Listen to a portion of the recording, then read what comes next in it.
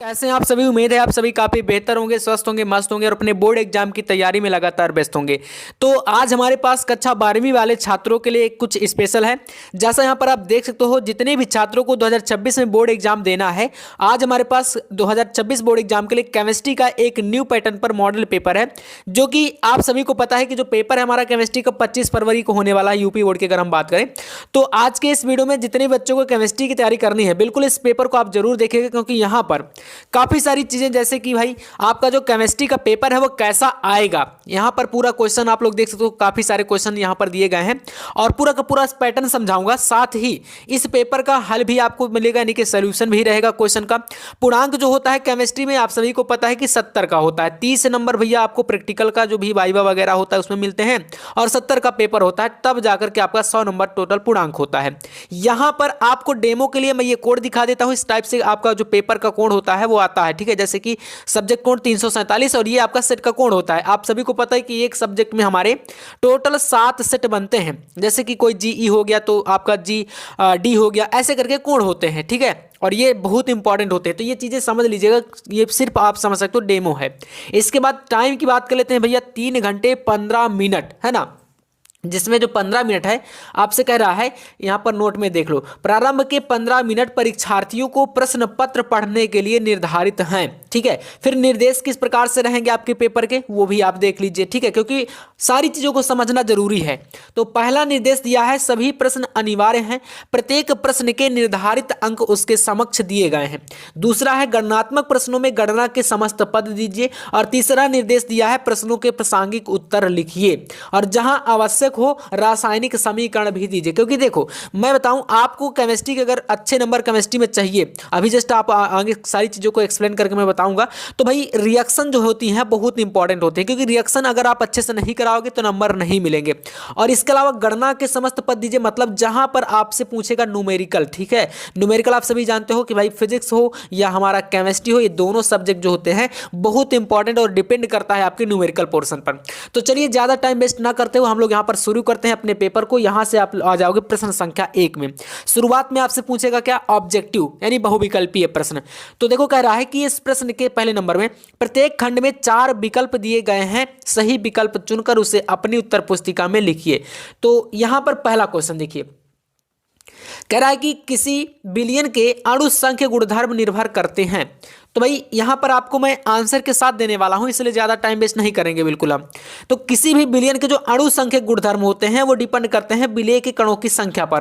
किस पर डिपेंड करेंगे, विलेय की संख्या, विलेय के कणों की संख्या पर, ठीक है ना। तो यहां से हमारा राइट आंसर कौन सा हो जाएगा, पहला वाला। तो इस तरीके से 4 ऑप्शन दिए हैं, आपको का नंबर में पहला विकल्प सही कर देना है। अब आ जाओ दूसरे क्वेश्चन पे। यहां पर दिया है KMnO4 में Mn की ऑक्सीकरण संख्या। पोटेशियम पर मैग्नेट इस प्रकार से दिया है। अब देखो इसमें जो Mn यानी मैग्नीज है ना, हमारा जो मैग्नीज है, इसकी कह रहा है कि जो ऑक्सीडेशन नंबर है वो कितनी होगी। तो ऑक्सीडेशन नंबर +7 यहां पर जो कि ऑप्शन नंबर 4 में दिया है, इसको आपको कर देना है, ठीक है ना। इसी तरीके से आप आ जाओगे यहां पर तीसरे यानी कि गा नंबर क्वेश्चन में, और इसमें एक आपका उपसह संयोजन यौगिक किस तरीके दिया है, CONH3 का होल ऑफ 4 और HCl2 फ्री, यहां पर ब्रैकेट बंद है और यहां पर फिर Cl है। अब इसमें देखोगे ध्यान से, देखो इसमें सबसे पहले आपको इसमें फर्स्ट और ये सेकंड दो यहां पर क्या दिख रहे हैं भैया, ये दो आपके क्या होते हैं, लिगेंड होते हैं। केंद्रीय धातु परमाणु आयन यहां पर जुड़ा है CO, और इसके अलावा यहां पर एक आपका Cl यानी क्लोरीन भी जुड़ा है। अब इसमें जो आपका CO है कोबाल्ट, इसकी कह रहा है कि उपसह संयोजन संख्या कितनी होगी, आपको ये बताना है, ठीक है। इसमें तो चलिए बहुत ईजी है। यहां पर आपको मैं इसका IUPAC भी कई बार बता चुका हूं, क्योंकि यहां से भाई IUPAC भी बनते हैं, ठीक है ना।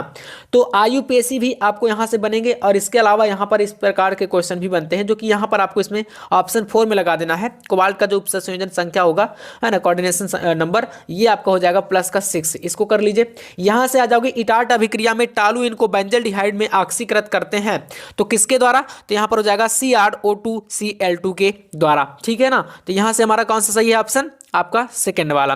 तो हो जाएगा ये आपका, इस प्रकार से कर लीजिएगा। नेक्स्ट क्वेश्चन पे आ जाते हैं, 5वां प्रश्न देखिए।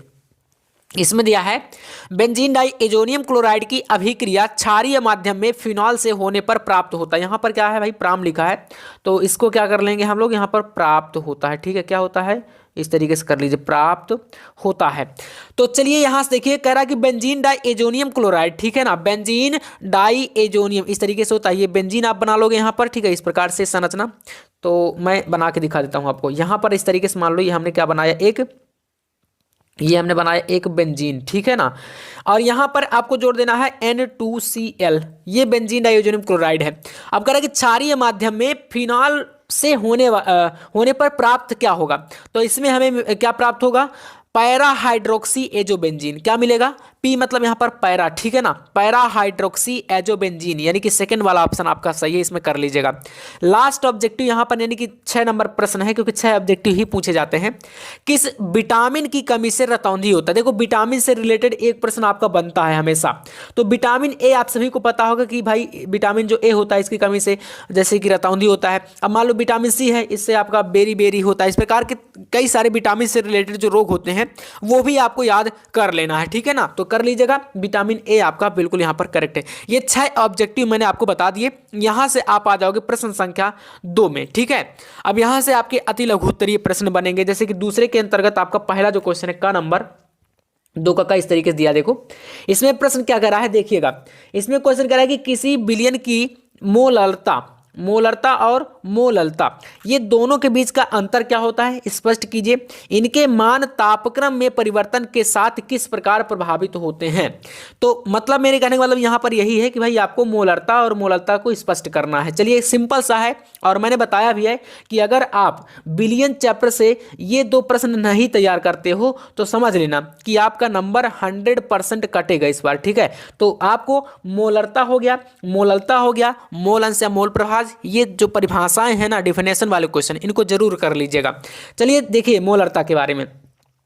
किसी पदार्थ की सांद्रता होती है एक प्रकार से सांद्रता वाले क्वेश्चन है, जिसकी गणना हम लीटर में करते हैं, ठीक है। मोलरता सिंपल सा याद कर लो कि जो लीटर में मापा जाएगा वो मोलरता है, और जो केजी में मापी जाएगी वो क्या है भैया, मोललता है। इतना डिफरेंट है आपका।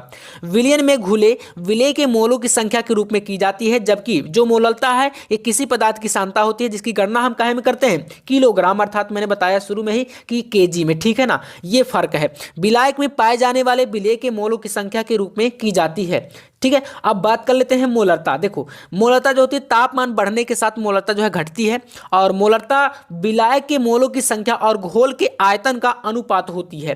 तापमान बढ़ने के साथ आयतन भी बढ़ता है जिससे मोलरता घटती है, ठीक है। ये आपको एक इसमें जो है क्योंकि स्पष्ट करना है अंतर, तो भाई पूरा समझाना पड़ेगा। अब बात कर लेते हैं मोललता के बारे में। तो तापमान में परिवर्तन से मोललता प्रभावित नहीं होती, सिंपल सा, बस इतना समझ लेना है।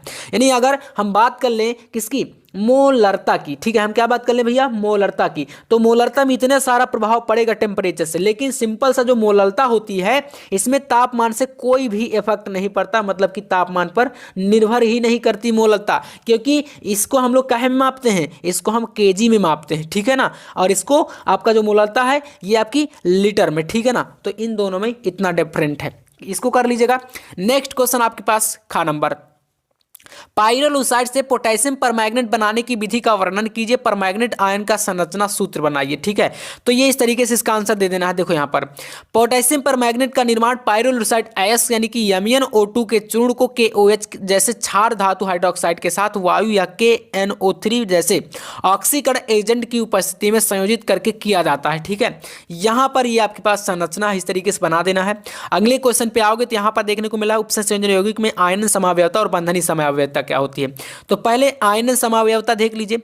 आयनन समावयवता में समन्वय क्षेत्र के अंदर और बाहर आयनों का आदान प्रदान शामिल होता है। ये समावयवी विलयन में अलग अलग आयन देते हैं, इसलिए इसे आयनन समावयवता कहा जाता है, ठीक है। बंधनी समावयवता के बारे में देख लेते हैं। ऐसे उपसंयोजक यौगिक जिनमें एक दंतुक उभयदंती लिगेंड हो, अर्थात वे लिगेंड जो केंद्रीय धातु परमाणु आयन से 2 दाता परमाणुओं द्वारा उपसंयोजन बंध को बना सके, बंधनी समावयवी कहलाते हैं, ठीक है। इसके बाद यहां पर देखिए घ नंबर क्वेश्चन, हाइलो एल्केन में एक अणुक नाभिक रागी प्रतिस्थापन अभिक्रिया यानी कि SN1, और आपको इसमें 2 रिएक्शन पढ़नी है। एक तो आपकी होती है SN1 रिएक्शन और एक आपको भाई पढ़ना है SN2, यानी कि ये आपकी एक नाभिक रागी है और ये द्विनाभिक रागी प्रतिस्थापन अभिक्रिया है। दोनों को करना है क्योंकि दोनों में से ही प्रश्न आपके बोर्ड एग्जाम में इस बार 100% एक रिएक्शन जरूर आएगी, ठीक है। तो अपनी बुक में ऑर्गेनिक केमिस्ट्री ओपन करना और भाई दोनों को आपको तैयार कर लेना है। समझ में आया? चलिए तो अब क्या करते हैं, आ जाते हैं नेक्स्ट तीसरा प्रश्न यहां से स्टार्ट है और तीसरे में आपका का नंबर क्वेश्चन, आवासशील विलेय तथा वाष्पशील विलायक से बने विलयन के लिए राउल्ट नियम की व्याख्या कीजिए और इस नियम का गणितीय व्यंजक प्राप्त करिए। मतलब राउल्ट का नियम है, इसमें बताना है। ठीक है, देखिए राउल्ट का नियम बताता क्या है भाई, तो ये नियम जो होता है ये विलेय घटक का मोल अंश और उसके आंशिक दबाव के सीधे अनुपातिक होता है। राउल्ट के नियम का पालन करने वाले विलयन को हम आदर्श विलयन, आपने पढ़ा होगा आदर्श और अनादर्श विलयन, ठीक है ना। तो जो पालन करते हैं इस नियम को उनको आदर्श विलयन के रूप में जाना जाता है और जो विलयन राउल्ट के नियम का पालन नहीं करता उसको हम क्या बोलते हैं, गैर आदर्श या बोल सकते हो अनादर्श विलयन। ठीक है ना, तो ये चीजें आपको पता भी होंगी, इसको कर लीजिएगा।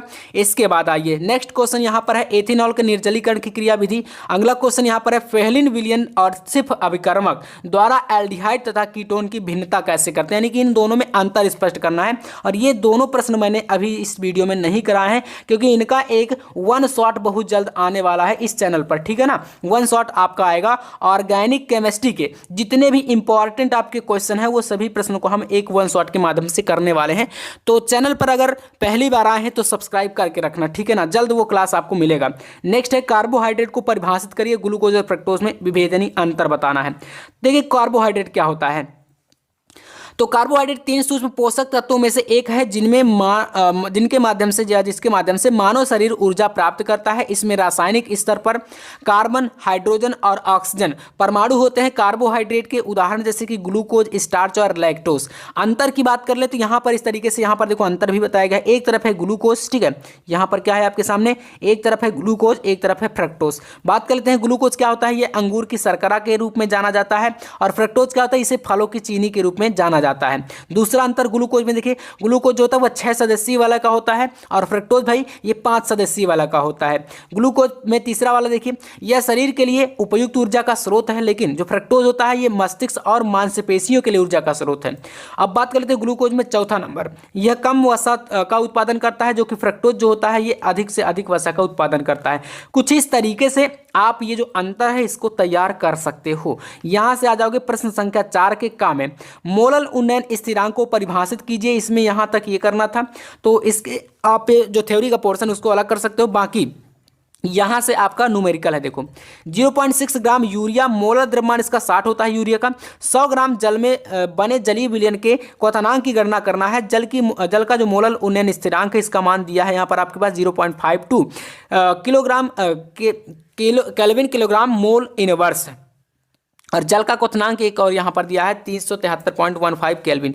अब इसका देखो यहाँ पर इस तरीके से कर दीजिएगा। यहाँ पर वैद्युत रासायनिक सेल और वैद्युत अपघटनीय सेल के बीच अंतर पूछा है। कोलराउस का नियम इसी में स्पष्ट करना है। तो कोलराउस का नियम देखो क्या होता है, यहाँ पर देख लीजिए, अनंत अनुता पर वैद्युत अपघट्य की मोलर चालकता विलयन में उपस्थित धनायनों और ऋणायनों की मोलर चालकताओं के योग के बराबर होती है। इसका अनुप्रयोग देख लीजिए, किसी सांद्रता पर वैद्युत अपघट्य की मोलर चालकता अनंत अनुता पर वैद्युत अपघट्य की मोलर चालकता के अनुपात को वियोजन की कोटि कहते हैं। अभिक्रिया की कोटि और आणविकता को परिभाषित करना है, ठीक है। तो यहाँ पर ये क्वेश्चन काफी महत्वपूर्ण है क्योंकि यहाँ से आपका प्रश्न जो है एक बनता है प्रथम कोटि की अभिक्रिया के लिए व्यंजक, और एक आपका यहाँ पर और भी बनता है क्वेश्चन शून्य कोटि की अभिक्रिया। तो चलिए सरल अभिक्रियाओं में अभिक्रियाओं की आणविकता अभिकारक की अभिक्रियाशील अणुओं की संख्या का योग है, जो कि एक संतुलित स्टोइकियोमेट्रिक समीकरण में शामिल होता है।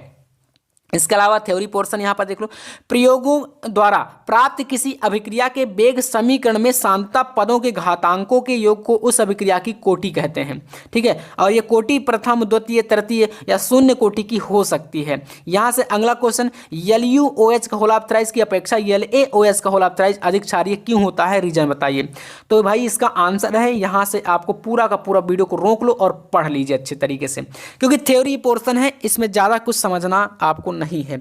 संक्रमण तत्वों, नेक्स्ट क्वेश्चन देखो, संक्रमण तत्वों के अनुचुंबकीय लक्षण तथा रंगीन आयनों के बनने पर संक्षिप्त टिप्पणी करिए। तो अनुचुंबकीय लक्षण क्या होते हैं, देखिए ज्यादातर संक्रमण तत्वों में अनुचुंबकीय गुण होता है। ऐसा इसलिए होता है क्योंकि इनमें, यहाँ पर टाइपिंग मिस्टेक है, इनमें उच्चतम यानी तत्व कोष में अयुग्मित इलेक्ट्रॉन होते हैं। किसी वाउन आगन में अनुचुंबकीय प्रकृति उसमें मौजूद इलेक्ट्रॉन की प्रकृति के कारण पर निर्भर करती है। अगर किसी आयन में कोई अयुग्मित इलेक्ट्रॉन हो तो वह अनुचुंबकीय होगा। रंगीन आयनों का निर्माण कैसे होता है, तो इसका आंसर देख लीजिए। यहाँ से 5वां प्रश्न स्टार्ट है और 5वें के काम में फर्स्ट नंबर दिया है, ईंधन सेल क्या होते हैं, साधारण सेल की तुलना में H2O2 ईंधन सेल के 2 प्रमुख लाभों को बताइए। तो चलिए ईंधन सेल के बारे में देख लो। ईंधन सेल वह सेल है जहां रासायनिक ऊर्जा को विद्युत ऊर्जा में परिवर्तित किया जाता है। ईंधन सेल से ऊर्जा अनिश्चित काल तक प्राप्त की जा सकती है जब तक कि ईंधन की बाहरी आपूर्ति बनी रहे। इसका एक उदाहरण हाइड्रोजन ऑक्सीजन ईंधन सेल होता है। तो इस तरीके से कर लीजिएगा। यहां से सेकंड नंबर क्वेश्चन एक दिया है जो कि काफी इंपॉर्टेंट है, इसमें विद्युत वाहक बल ज्ञात करना है। इस तरीके से वैल्यू दी रहेगी आपके सामने, ये दो वैल्यू दी गई हैं और इसमें एक फार्मूला लगा देना है EMF ज्ञात करने के लिए। ई नॉट सेल बराबर ई नॉट एनोड माइनस कैथोड का, ठीक है, एनोड और यहाँ पर ई नॉट आपको कैथोड कर देना है। ये वैल्यू होती है दो एनोड और कैथोड की, फॉर्मूला लगा के सॉल्व कर सकते हो। यहाँ से का नंबर क्वेश्चन है। इसके बाद ग नंबर, इन प्रश्नों का स्क्रीनशॉट आपको कर लेना। यहाँ पर IUPAC से देखो क्वेश्चन पूछेगा है, ये फर्स्ट और सेकंड दो क्वेश्चन है, मतलब कि लगभग 3 नंबर का ये प्रश्न आपका आता है। न्यूक्लिक अम्ल क्या होते हैं, DNA की संरचना बनानी है तो देखो न्यूक्लिक अम्ल के बारे में बताया गया है। DNA की कुछ इस टाइप से द्विकोणीय संरचना आपको बना देनी है, ठीक है ना। बाकी इसमें बेस वगैरह अच्छे से आप लोग समझा सकते हो। तो कुछ इस तरीके से फिर आपका एक क्वेश्चन प्रोटीन से बना है। प्रोटीन की प्राथमिक और द्वितीयक संरचना की व्याख्या करनी है, ठीक है। यहां पर देख सकते हो दिया गया है, प्रोटीन संरचना इसके कार्य में एक महत्वपूर्ण भूमिका निभाती है। यह प्रोटीन किसी भी संरचनात्मक स्तर पर अपना आकार खो देता है और यह कार्यात्मक नहीं रह सकता है ना। और प्राथमिक संरचना अमीनो एसिड अनुक्रम है। द्वितीयक संरचना एक पॉलीपेप्टाइड श्रृंखला के हिस्सों के बीच स्थानीय अंतःक्रिया है और इसमें अल्फा हेक्सिल और बीटा प्लेटेट संरचनाएं शामिल हैं। इसके बाद प्रश्न संख्या 6 इस तरीके दिया है। यहाँ पर आपका बुर्ज फिटिंग अभिक्रिया और फ्रीडल क्राफ्ट अभिक्रिया के बारे में पूछा है और ये जो प्रश्न रहेगा ये 5 अंक वाले हैं, सभी प्रश्न 5 अंक वाले हैं। इसी का अथवा पोर्शन क्या होता है, जब ये 5 क्वेश्चन यहाँ पर देखो इस तरीके से पूछे गए हैं। और फिर एक आपका और क्वेश्चन आता है कैसे प्राप्त करेंगे, इस टाइप के क्वेश्चन ये सभी रहते हैं। यहाँ पर रिएक्शन दी गई है, विलियमसन संश्लेषण, राइमर टीमैन अभिक्रिया और अथवा का भी क्वेश्चन दिया गया है, ठीक है आपके पास। यहाँ से इन प्रकार संक्षिप्त टिप्पणी जैसे कि कैनिजारो अभिक्रिया क्या होती है, गैटरमैन कोख अभिक्रिया, एल्डोर्ड संघनन, और फिर यहाँ पर है कैसे प्राप्त करेंगे, इस पर 5 क्वेश्चन, ठीक है ना, ये आपके सामने दिए गए हैं। तो ये जो क्वेश्चन होते हैं 5 अंक के लिए पूछता है, ठीक है, क्या होता है जब कैसे प्राप्त करेंगे, और ये रिएक्शन मैं आपको जल्द लाने वाला हूँ, ठीक है। इनको कर लीजिएगा संक्षिप्त टिप्पणी फिर से, गैब्रियल थैलेमाइड संश्लेषण, हाफमैन ब्रोमीन एमाइड अभिक्रिया, कार्बिल एमीन अभिक्रिया, और इसी का अथवा दिया है आपके पास यहाँ पर बेंजीन, क्लोरोबेंजीन, नाइट्रोबेंजीन, इन पर आपको बताना है, ठीक है। तो इस तरीके का जो पूरा पैटर्न है आपका केमिस्ट्री पेपर का रहने वाला है। इसका PDF चाहिए आपको तो भाई